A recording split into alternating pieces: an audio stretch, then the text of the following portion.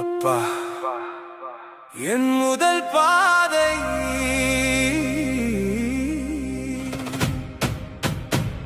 என் முதல் பாடம், என் முதல் உலகம்.